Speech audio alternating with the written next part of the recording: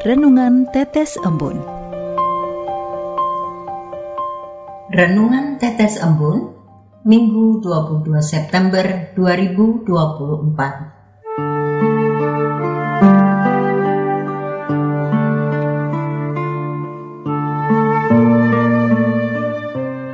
Penderitaan, sumber kelembutan.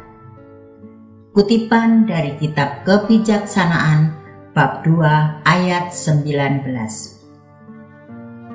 Mari kita mencobainya dengan aniaya dan siksa, agar kita mengenal kelembutannya serta menguji kesabaran hatinya. Sobat Katolikana, sebuah kisah yang memberikan cerminan dari seseorang yang tetap bersikap baik dan tenang meskipun mengalami penganiayaan berat, yaitu kisah seorang aktivis hak asasi manusia dari Guatemala, Meksiko, yang bernama Emma Molina Tyson. Dia menjadi sebuah tulisan yang sangat fenomenal dan dibaca sekian banyak orang di seluruh dunia, yakni pada buku yang berjudul Keadilan yang Layak Kita Dapatkan, Penuntutan Kejahatan Perang di Guatemala, yang diterbitkan pada tahun 2020 dengan penulis oleh Annika Outler.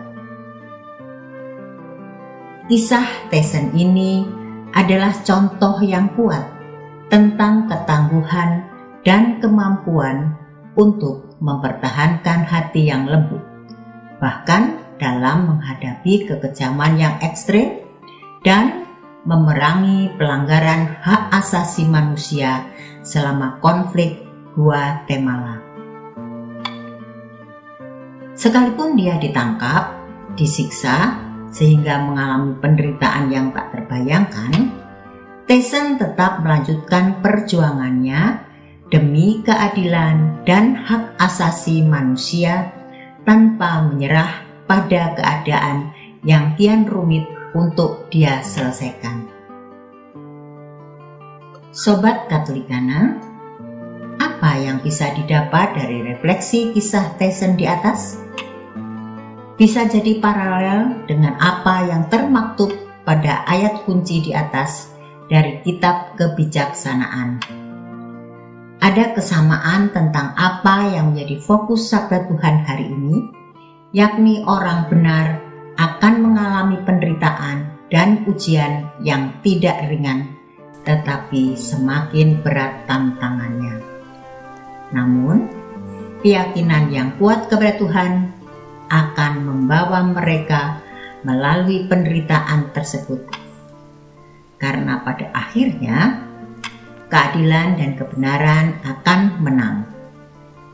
Sehingga orang-orang fasik, orang-orang yang mencelakakan pribadi beriman akan semakin paham bahwa sang kebenaran adalah senantiasa menyertai jalan dari orang benar. Melalui sabda Tuhan pada ayat kunci di atas, mengajak kita melakukan untuk mewujudkannya dalam zaman now, dengan berani menghadapi setiap tantangan dalam keseharian dengan kelembutan dan kesabaran. Kita diharapkan membangun kepercayaan yang tinggi bahwa kesulitan yang dihadapi adalah bagian dari rencana Tuhan untuk menguatkan iman. Dengan tetap setia dalam iman, tetap teguh dalam moralitas dan kebenaran, meskipun ada tekanan sosial atau budaya untuk berkompromi. Di samping itu, ada hal yang tidak boleh kita lupakan, yakni berdoa bagi mereka yang menyakiti kita, sebagai bentuk panggilan untuk menanggapi kebencian dengan cinta, sebagaimana diajarkan dalam Injil. Dengan berdoa bagi para penganiaya, umat menunjukkan bahwa mereka tidak terjerumus ke dalam kebencian atau dendam, tetapi tetap memancarkan kasih Kristus.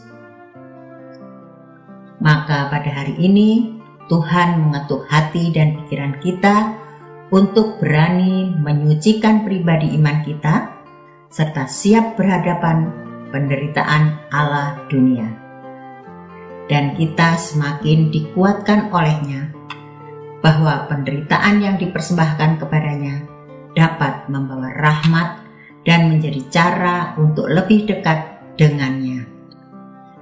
Melalui perkara-perkara yang tidak nyaman menurut kata dunia, akan menjadikan segala penderitaan hanya di dalam namanya akan berbuah berlipat-lipat sebagai sumber kelembutan pribadi.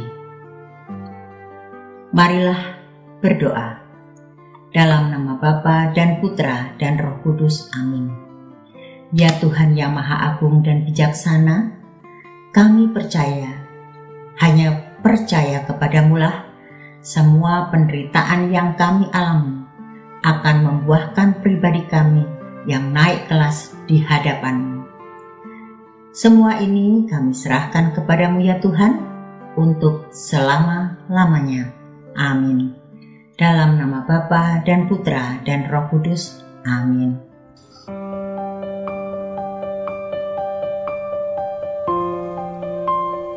Demikian Anda telah mendengarkan Tetes Embun yang dipersembahkan oleh Radio Katolikana. Renungan Tetes Embun bisa Anda simak di Radio Katolikana, media sosial Radio Katolikana, dan YouTube Katolikana. Terima kasih dan sampai jumpa.